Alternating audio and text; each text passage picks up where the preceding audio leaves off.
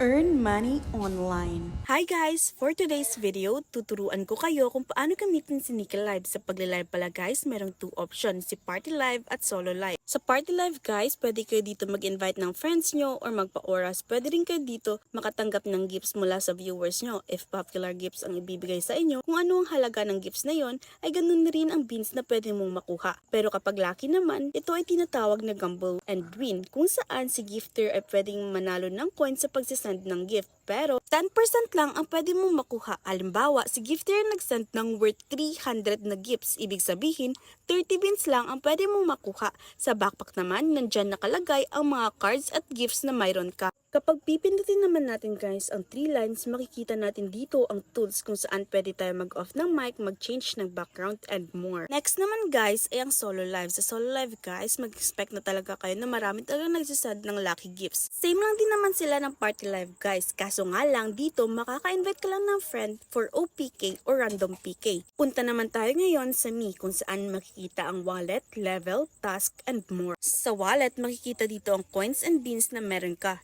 10,000 beans is equivalent to $1.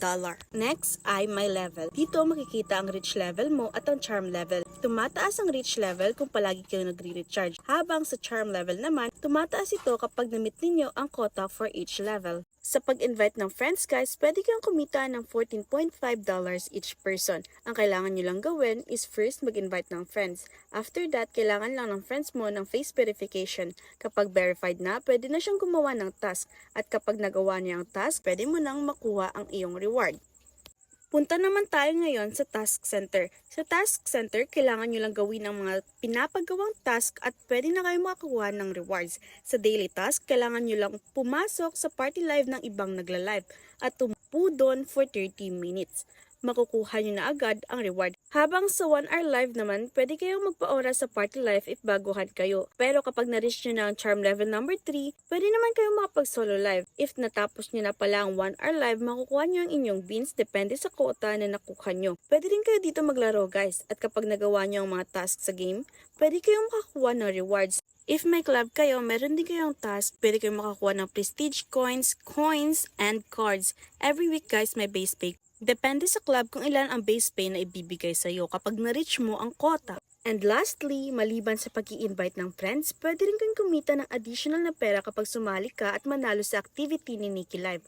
Kaya kapag may talent ka, mag-join ka na. Kailangan lang ng sipag at syaga dito guys. Kaya kung ako sa inyo, mag-download na rin kayo. You can PM me dito sa TikTok dahil tuturuan ko kayo at gagabayan sa inyong Nikki Live journey. Hanggang dito na lang muna ang video na to. Salamat! Huwag kalimutang i-like, i-share, at i-follow ako dito sa TikTok. Bye!